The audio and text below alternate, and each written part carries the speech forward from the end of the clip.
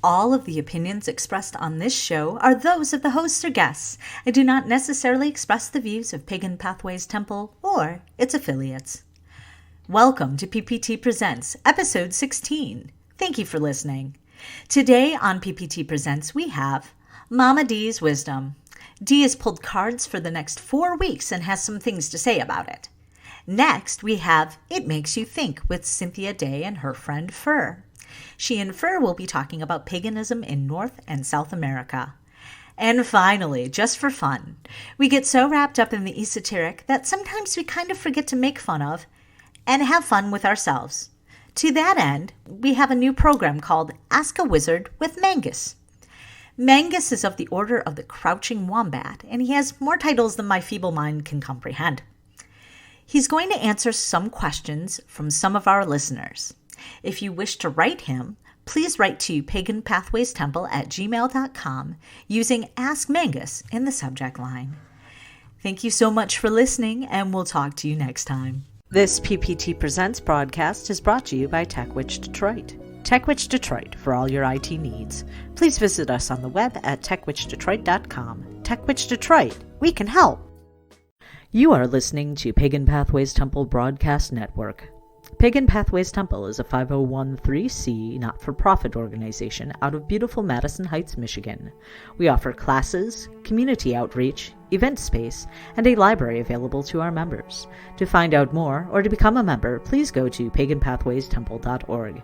Pagan Pathways Temple, growing in the old ways, where all paths are open. Looks like it's going to be another rough one, guys, so buckle in. And now it's time for Mama D's Wisdom on PPT Presents. Hey, it's Dee with Mama D's Wisdom. Looks like it's going to be another rough one, guys. So buckle in. So as usual, I have pulled 4 cards, and I'm going to tell you what I interpret for our audience for this month. So this month's 4 cards are the Knight of Swords in reverse, the 7 of Cups in reverse, the Star, and the Hierophant. All right, so how the hell do we interpret all of this? Let's go.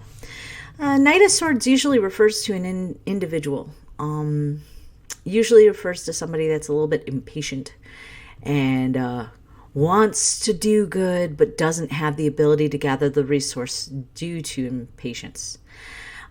So if that rings true for you, kind of watch out. This person is going to play a pretty big role in your life for the next month or so.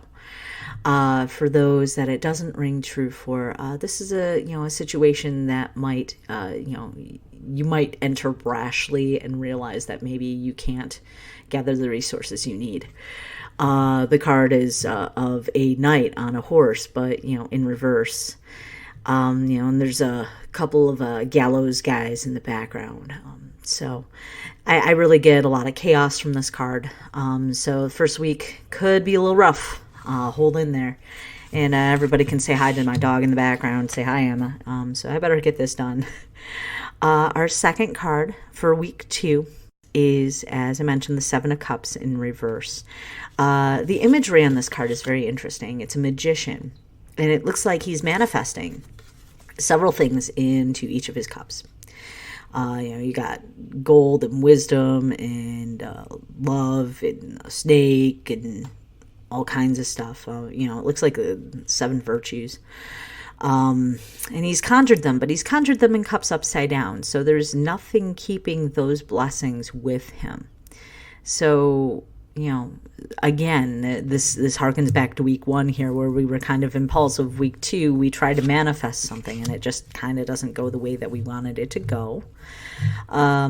Week 3, the Star. Now, the Star has a very, very interesting imagery on it. She's 1 foot in the water, 1 foot on solid ground. She's nude, but she is pouring water all over the goddamn place, y'all. It's just all over. And water in tarot, typically, to me anyway, indicates a motive or emotion, indicates a flow. But the good news is that it's moving.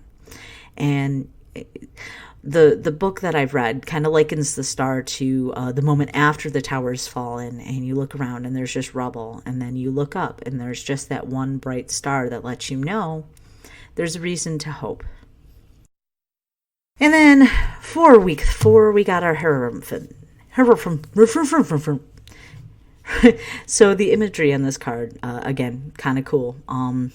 Appears to be a priest who appears to be dressed in, kind of more orthodox, like Christian wear.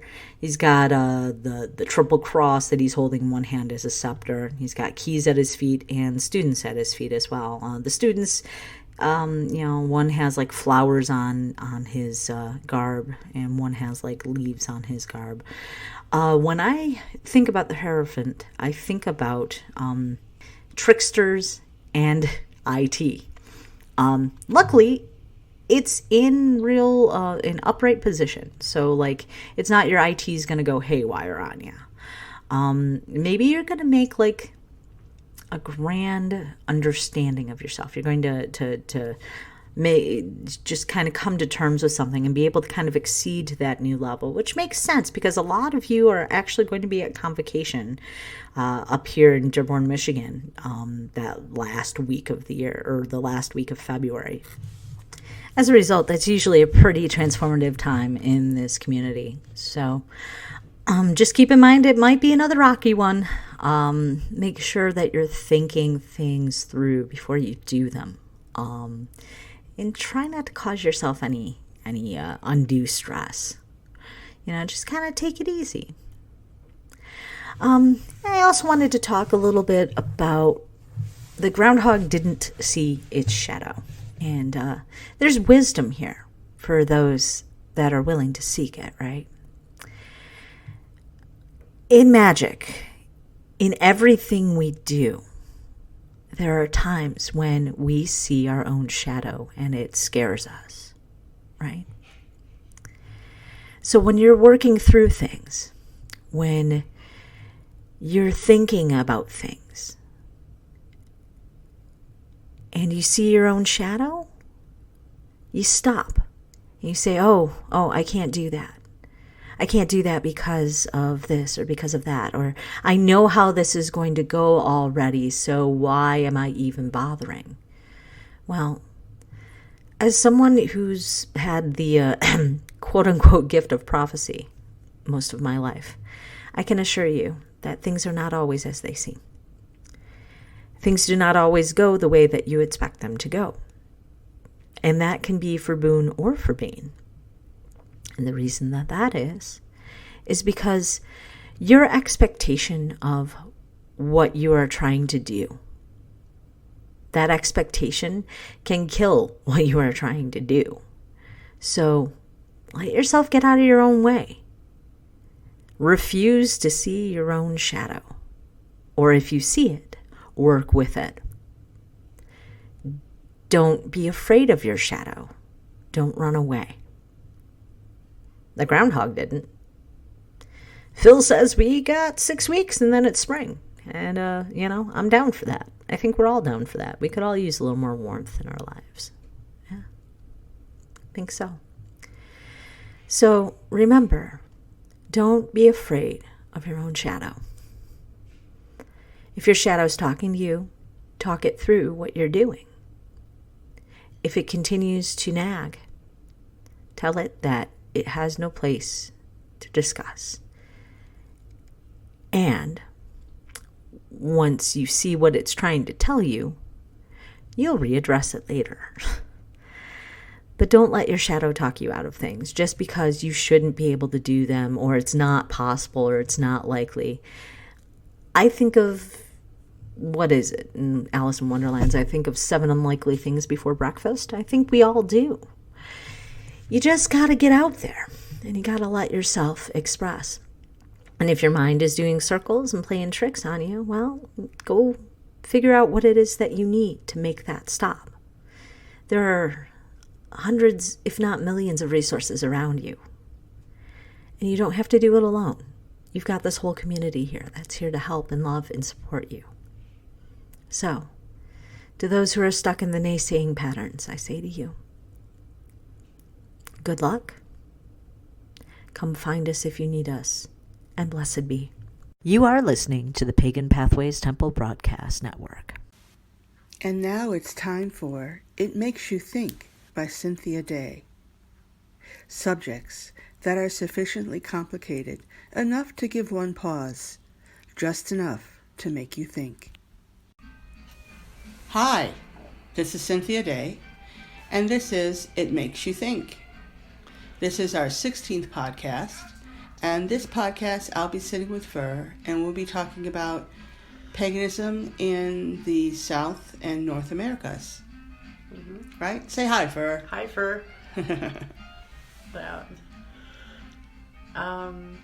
Well, I have done a lot of research on Native Americans and throughout the,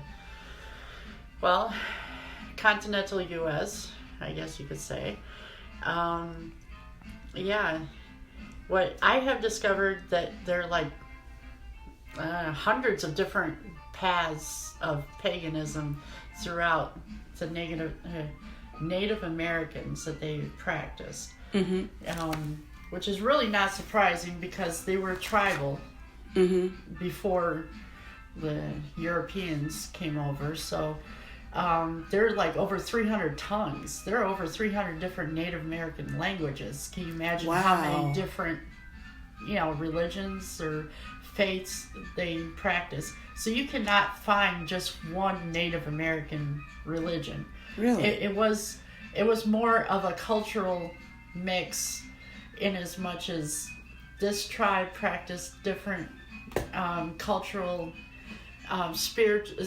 It wasn't so much of a religion, it was just a way of life. Yeah, I remember you telling me that when I was talking to you about it earlier. The fact that if you ask an Indian what their religion is, they really don't have a word for religion per se, because it's always really just a facet of their culture and how they live their life. Yeah, and it's so intricate to who they are. There's really no way to pull it apart and say, oh well, this is my religion. It would be more akin to saying, this is how I live my life and this is what I believe. Yeah, I've got that right. Yes. Okay. And it wasn't just what they believe, as much as everything that we would consider like mundane activities, like going to work, and traveling, how you work throughout the day. So for them, like how they harvest maize, or how they hunt, or how they clean their clothes, or whatever they did, there was some kind of a spiritual aspect. There was a spiritual aspect to it. Yes. Now, it wasn't so much as like with Christianity, you pray before you eat. It was more intricate to them. That it also had more to do with like thanking the spirits for the animal that you just killed. Yeah, thanking honoring and thanking the spirit them. of the animal. The spirit of the deer that you just fell. Yeah, and because there was much respect for the circle of life. Right. Circle of life. Yeah, I recognize that throughout most of the pagan religions that I've ever researched. Yeah. There was this feeling of connectiveness to the earth and everything that's alive in it. Mm-hmm. And I take it that in North America with the Native Americans, that when they say their brother the bear, they really mean it. Mm-hmm. Yes. And they did have ceremonies, they did have gatherings and stuff of that nature, but it wasn't so much as that, when you're talking with Christianity and a lot of the Abrahamic religions, right? Your faith happens on a certain day or in a certain temple or something. They would have the ceremonies and everything, but it wasn't just like we saved, one day. We saved one day a week to be Christian, and there's no like Sabbath day. Yeah, it's like every day is holy. Is that more like it? Yeah, there would be ceremonies for, they celebrate the harvest. They celebrate, making it through the winter. They celebrate births. And I'm sure they honor deaths. And there was a lot of talks about different ways they honor death or honor their ancestors. Mm-hmm. But most of their belief systems were very fluid in nature because of the lack of everything was passed down orally. Mm-hmm. And orally, yeah, I was close. Rather than being written down.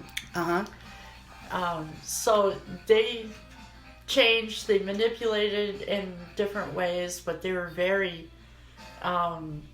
They changed but most of them had generalized, similar.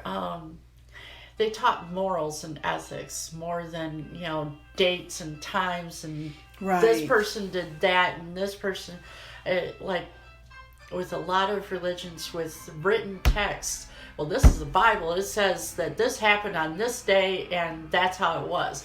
Yeah, they didn't have any concrete day that certain things happened, but they had very concrete morals in their stories. Yes. They taught things by stories. Mm-hmm. You showed me one webpage where there were so many stories that are pertaining to every facet of life, and death.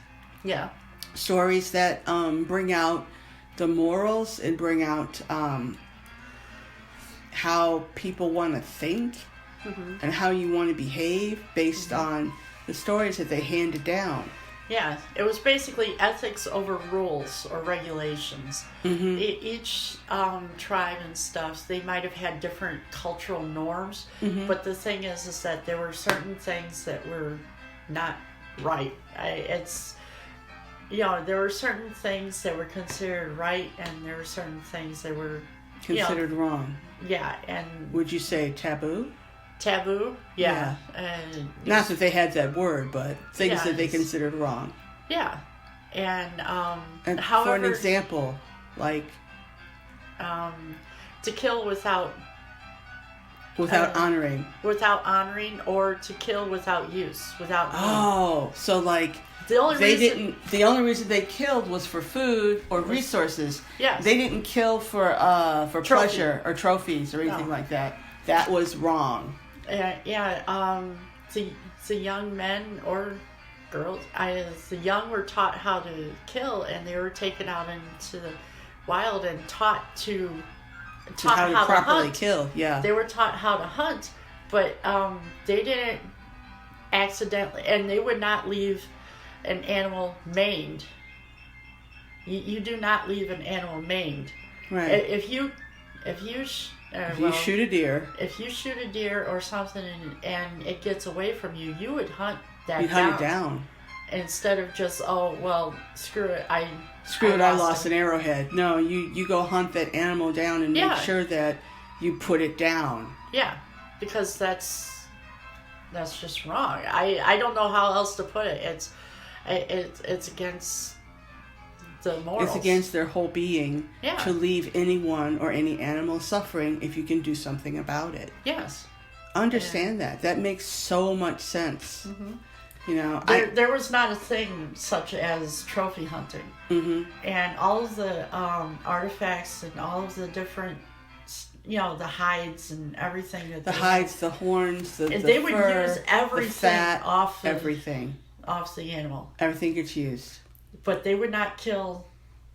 No. Just for fun. They would not kill just for the fur, or just for the. That didn't really come about until the Europeans started coming over with the fur trades, and they buy the leather and stuff. Or they buy the pelts of all the beaver. Mm-hmm. Yeah. Because that was more of a trade than. Anything to do with the faith. But I'll bet you that the same rules applied for killing the beaver. Capturing them, killing them, making sure that they didn't stay maimed and get away or anything like that. But my question is, I wonder, how did they know when they killed an animal? I mean, you know when you. I don't imagine that they had like anatomy or anything like that to determine that if you cut the brainstem, then you know the animal's absolutely dead. But I wonder, did they know quick ways of putting the animals down, and did they use them? Yes. They did? I grew up from a group of hunters. You learn really quick which you learn quick what puts an animal down. Yeah. Okay, I was just curious about that. Because especially the elders and stuff that would teach the young how to you could kill anything by cutting off their air or cutting off their blood or letting their blood run free. Yeah. And that kind of drifted off from subject. But it's an interesting subject for those that are concerned with animal welfare. Yeah. It's good to know that...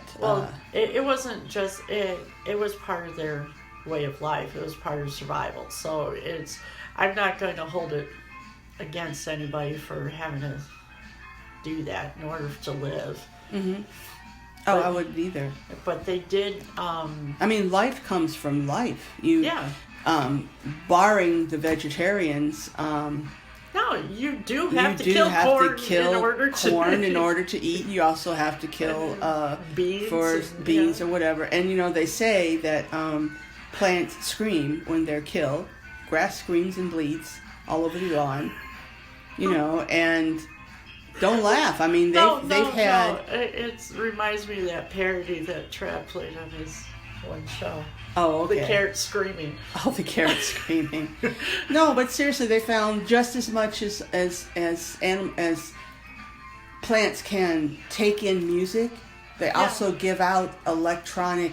Well, they give out energy, too. Energy, yeah. And it can be of a negative or a positive nature. And they... So much so that entire forests are networks of trees that are working together, and we've come far flung from where I was actually going with that. But the whole idea that they are connected to everything that is alive, and just as you don't want to suffer, you want to make sure nothing else suffers. Yeah. And just as you don't want to have excess that you just throw away, you don't want to throw away any part of a kill.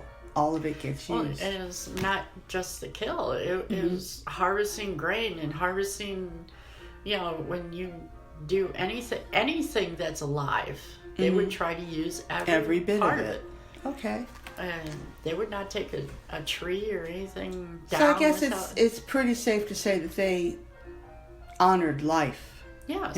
In every way.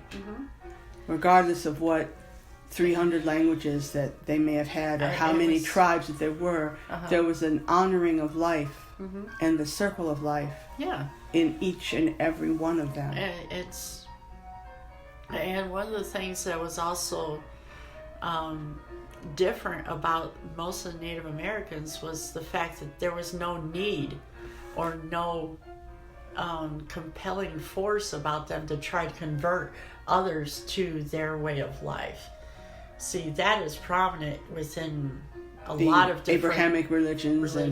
There's a lot of proselytizing there. But, that must have really felt strange when the Europeans came over and they started to try to turn them into Christians. Well, the thing is that you can adapt most Native American faiths or belief systems to Christianity. You can adapt to accept forms of Christianity.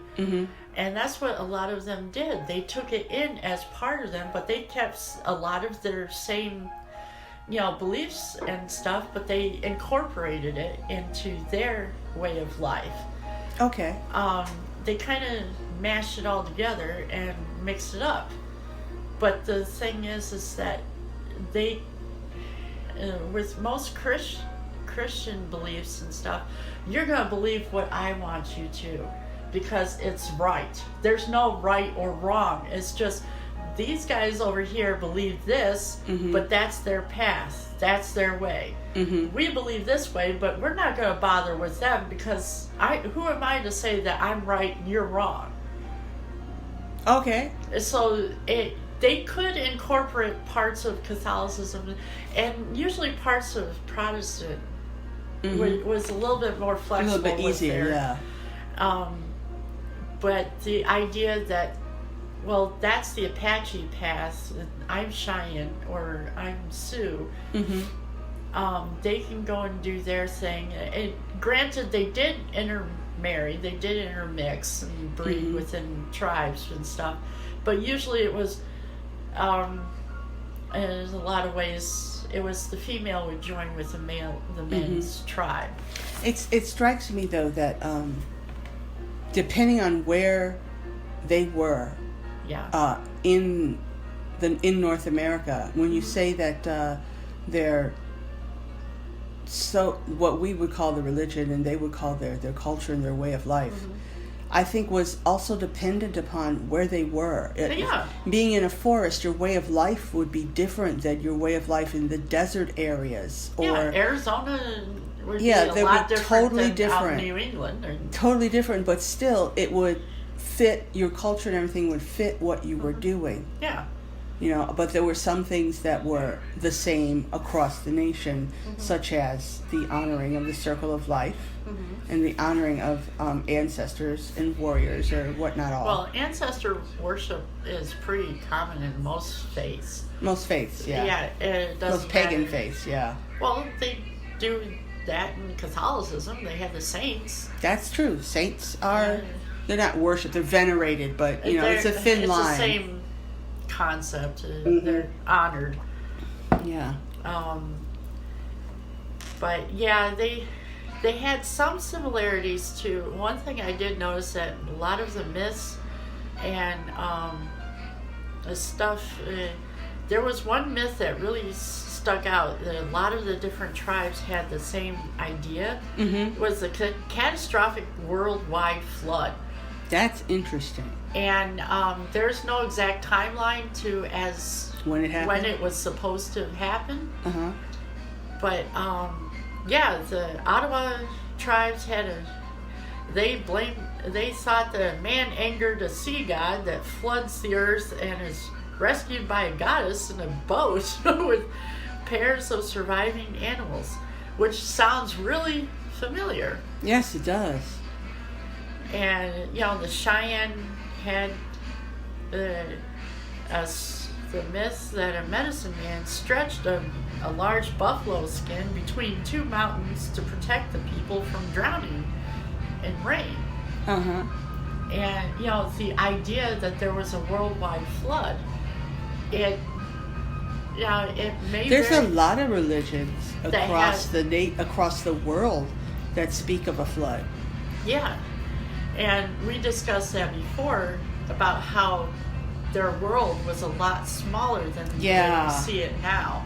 Yeah, they wouldn't go like from what we would call state to state. Where they lived was where they lived.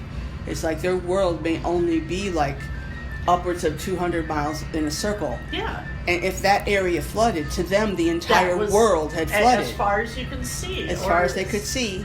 As far as flooded. You can travel. Right. So there may have been a year or two of incredible rain, which could happen. Yeah. All over the earth, and or it could just been something as simple as massive, floods throughout the one side of it could have been simple as just having massive storms going through the country. It would hit at different times depending on where you were, because usually storms go from west to east. Right. And it very well could have been just one huge storm. And it just seemed like it went on forever. Yeah. Because they didn't have watches. All they had were sun and moon and stars to tell time. And their idea of forever could have been, 2 months. Yeah, or 2 weeks. Or 2 weeks. I mean, can you imagine having to go 2 weeks and not being able to harvest anything or hunt anything? Well, and that and floods, they kill off everything. Yeah, it's true, they do. It takes a long time, and especially it takes a long time to recover from massive storms and massive hurricanes, and especially back then, you didn't have the technology we have today where you could predict when it would happen. You could prep. You could get ready, yeah, but they were always caught unawares because they had no idea. Well, they would have like the elders and stuff of that nature that could probably predict to a degree, but they wouldn't be able to tell like they can't now. They could predict by the weather patterns or how the moon seasons. Cycles and the seasons. There was always learned people that noticed stuff. People that noticed the signs. Yeah. And but yeah, this is odd how that is like preemptive. It's common amongst a lot of religions that there was massive flooding, and it's. But with the influence that a lot of the Native American, it very well could have been that they just adopted Christianity mythology. Yeah, they may have. And incorporated it into their own set of... It became part of the storytelling. Yeah. Which it would. Everything they did became part of the storytelling. Yeah, and the one thing is that arguments over the truth, they never had really a true faith. Arguments over faith were absent from everyday members. They didn't argue, fuss, and fight, and try to convert each other and stuff. And it was pretty much just left to the elders or the old wise men but at most they would just debate over it. It was discussion, like after dinner talk. It wasn't so much as something to fight over, but something to wonder over. Yeah, something it was to contemplation. Contemplation of how everything fit together. Yeah. Yeah, that sounds uplifting, even. Yeah. Rather than it being a debate about interpretation of so-called scriptures. Yeah. To sit and wonder and be present in everything that was happening. That must have been wonderful and holistically satisfying for a being to be there. It wasn't so much that it was so much enlightenment, but the things that they would fight, that they would war over, were more important than faith. They were over resources? Or resources, property, territories, territorial type stuff. Not so much, things that they weren't so worried about what you believe. We're worried about surviving. Yeah. They weren't fighting over so much, conquering all this land and stuff. No, we just want to stay with, we want to go where the deer are or where the buffalo are, and we want to follow them, and we need to go through here in order to follow the herd, so we can. That's what we live off of. That's what we know. So, like for nomadic tribes that would follow they would follow the herds. And, okay. But generosity and cooperation were very important. It was amongst most of the faiths, and they were taught to give eagerly, just as others would have bestowed upon them, and that counted for the other tribes too. They sort of bartered between one another. They bartered between each other. There wasn't really money like we interpret it. No. I mean, I hear when people talk about wampum, which is like the seed necklaces that were they were special to them, but it still wasn't like money. No, they bartered with whatever they had for whatever anyone needed. Oh, yeah, because it wasn't so much that they had specialized career paths. No. Not as much like in civilized Europe or however Europeans saw themselves.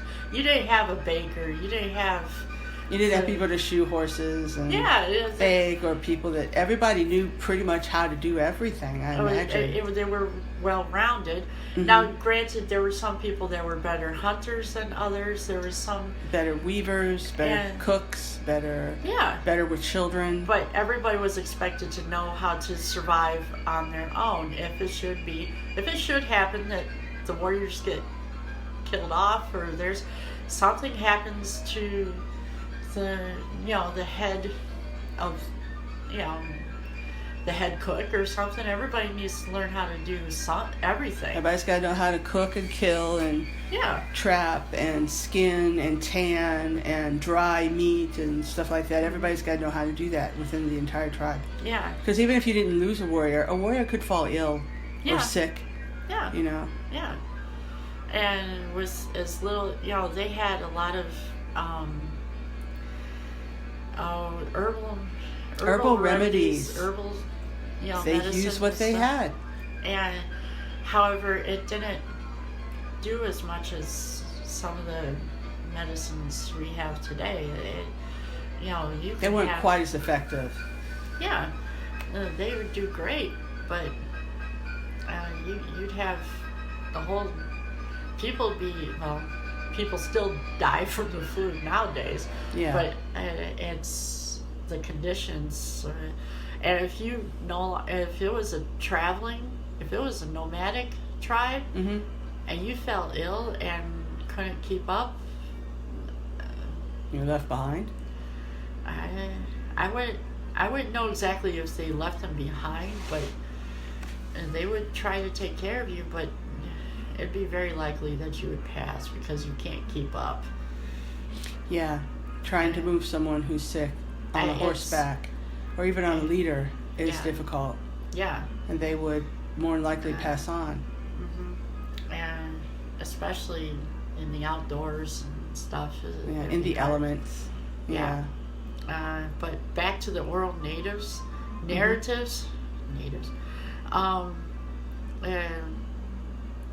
Be retelling of human contacts with the spirits, animals, and the deities and stuff. Mm-hmm. They would, retell the stories of how, humans. Well, your ancestor talked to this deity or the spirit of the wolf, or I know the wolf is really highly associated with Native American folklore.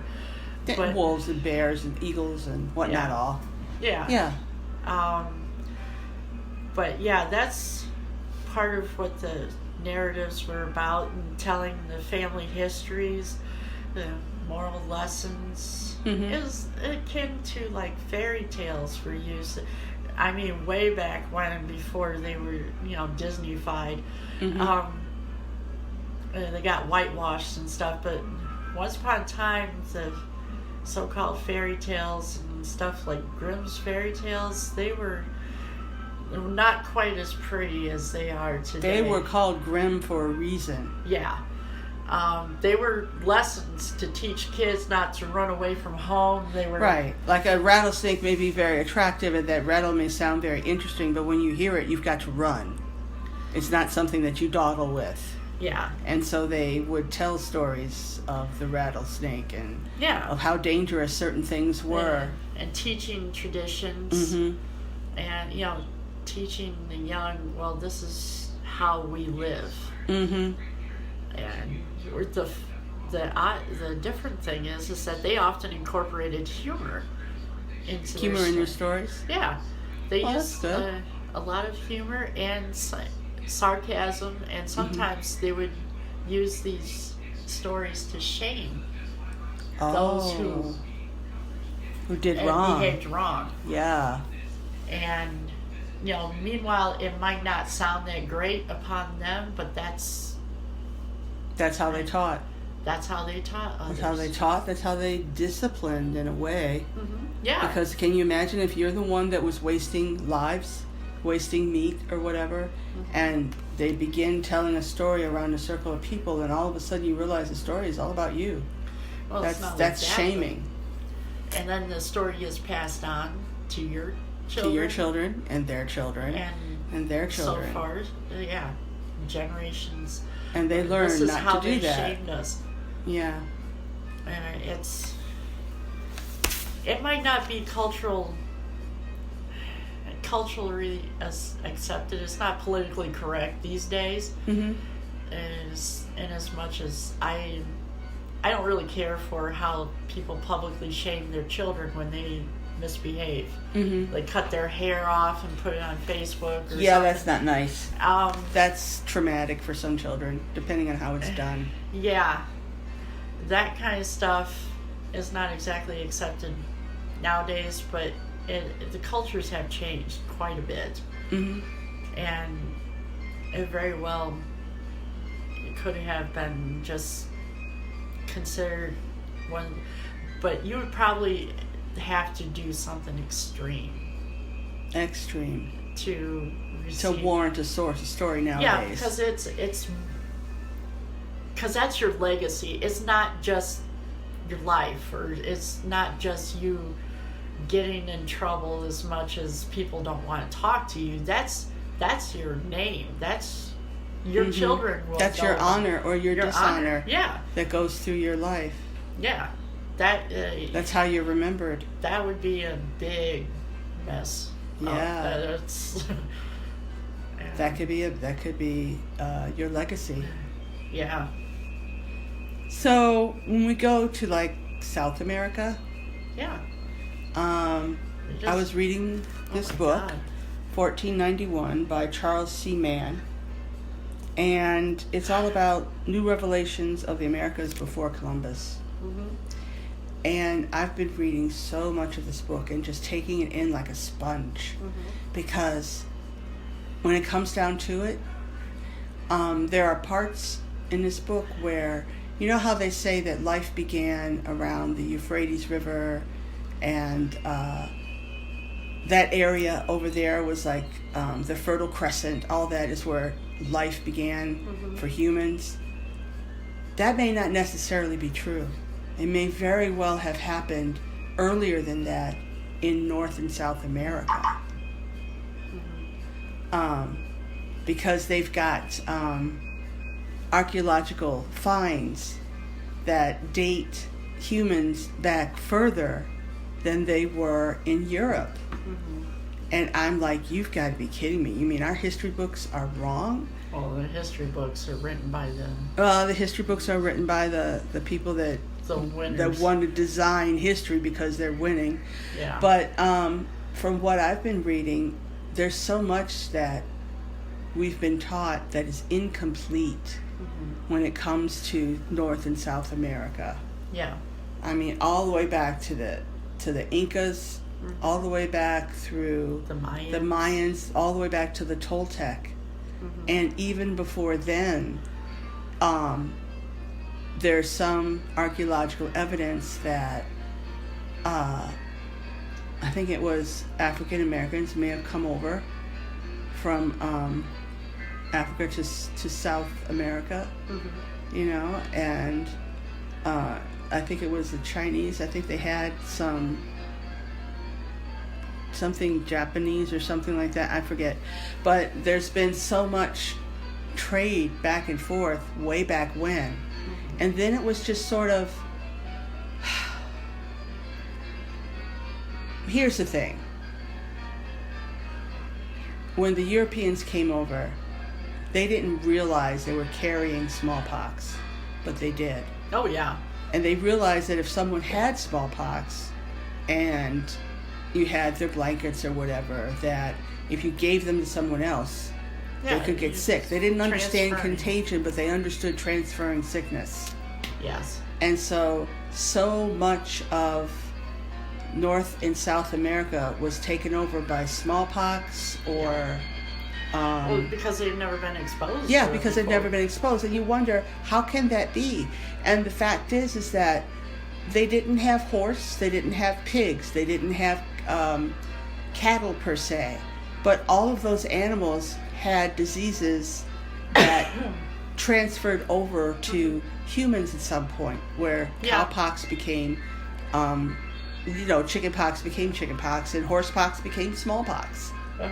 And so because they didn't have these animals, they had no immunity. Yeah. And so it's like taking your kid to daycare for the first time. You're guaranteed to come back sick. They're going to have some kind of. Yeah, but the thing is that the thing is, in the book it states that smallpox went through the Americas like ink through tissue paper. Yeah. Because there was no immunity. It was like spread like wildfire. It like worse than wildfire. It spread day and night. And people were dying by the thousands. Yeah. And it was horrendous. Yeah. And entire civilizations were like decimated by it. Yeah. And so once that had happened, all of the history was lost of what happened. And the only time that we were able to exhume any of this history is during the archaeological finds. Yeah. And there's still ongoing archaeological finds to this day that they're still finding out stuff about North and South America, about where people were and how many people there were and how they lived and what they did. And it's so amazing. Like, take the huge country where they had the Incas. They didn't have money. They bartered everything from up the mountain to down to the sea. Yeah. And they had thriving economies, I guess you would call it that. Yeah. And they did something that no government has been able to do. And that is, there were no poor people. Everyone was taken care of because there was always surplus. Yeah. Can you imagine that? No, not really. It's true. It's true. I believe it, but yeah, and they took care of everyone. It's hard to imagine in this day and age. It's hard to imagine anything without money because that's the way we're taught. Well, but I tell you, the world works now. It's how the world works now. But let me tell you, there's another way. I will continue to read this book. I am at least almost halfway through it, and I'm learning so much. And I will, at a later time, come back and talk more about South America and the findings that they've had there. But it's true that diseases like polio and everything just destroyed the record of so much. Yeah. And there's so much to be found. Yeah. There's so much that's being discovered. It's amazing. The history books and the books that are in our high schools right now need to be rewritten completely. Yeah. And so with that, I think we'll wind up It Makes You Think. Yeah. And I think that we've given you some things to think about with Native American culture and the way they did things. Yeah. And I will certainly be giving you more things to think about with South America and the way they did things. I mean, not having any money and it worked. Yeah. Yeah, that's pretty amazing. So for today, for edition 16 of It Makes You Think, we hope that it's made you think. And so I will say goodbye and ask Fur to say goodbye. Goodbye, Fur. Say goodbye. Goodbye, Fur. And we'll be getting back with you in the next 2 weeks. And if we're not talking about more history of paganism and peoples, then we will be talking about the divine masculine, because that is another excellent topic. I know you want to get to that. I want to get to that. I have to talk to some men and some pagans and some high priests and see what their take is on the divine masculine and what it means to them and what it can mean for pagans all the way around. Yeah. All right, so that's it for this edition of It Makes You Think. Thank you for listening, and we will see you in the next 2 weeks. Goodbye. Bye.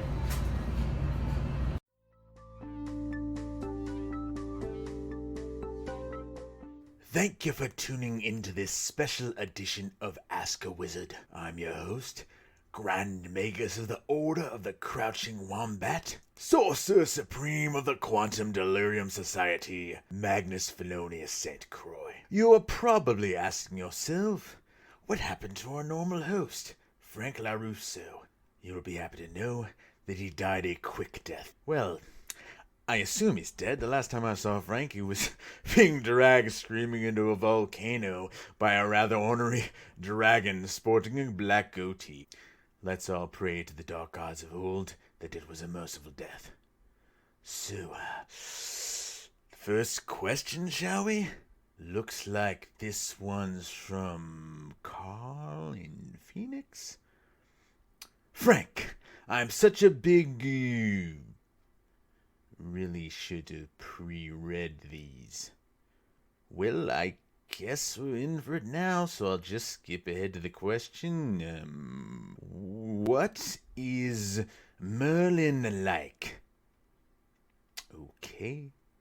This is kind of a loaded question, Carl. To be honest, he's kind of a dick. I guess I'll tell you a story.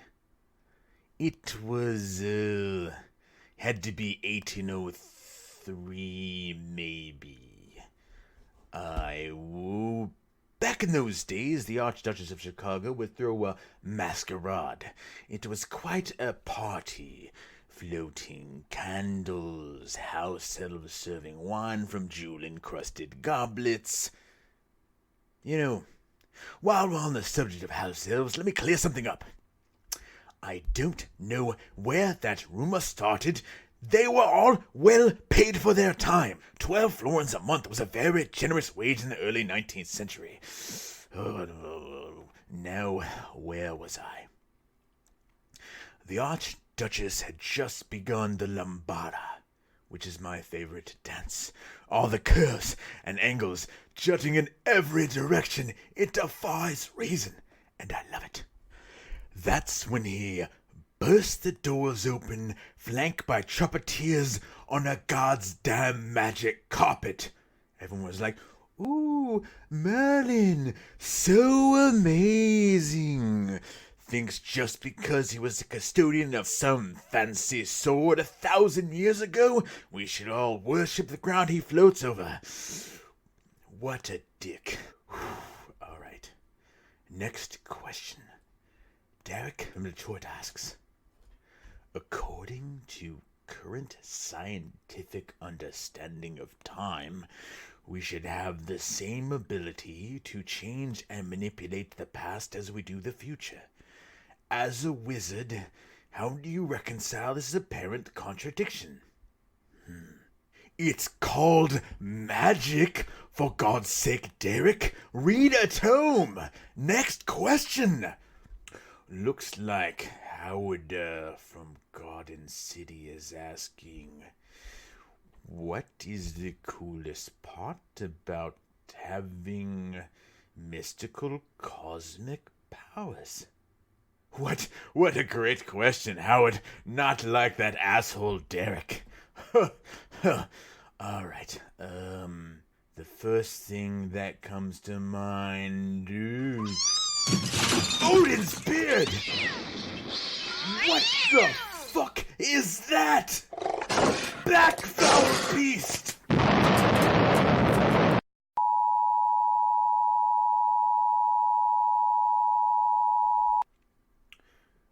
So, apparently the studio has a cat? Had a cat. Oh, sorry. Well, Howard, to finish answering your question, opening interdimensional portals is pretty cool. I have been Magnus Felonius St. Croix, and this has been Ask a Wizard. Thanks for listening, and remember, knowledge is power, but wisdom is a weapon.